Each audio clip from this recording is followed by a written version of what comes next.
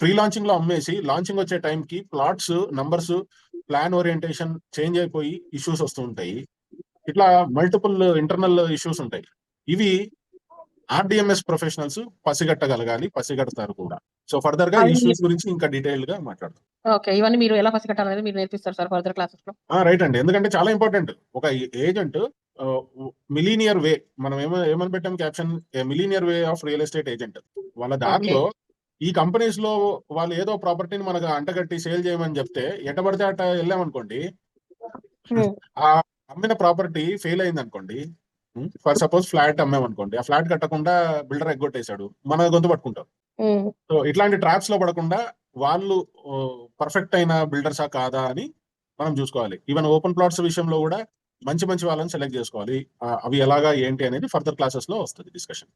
Okay sir. Sure. Next అండి, ఇంకా let us close the discussion.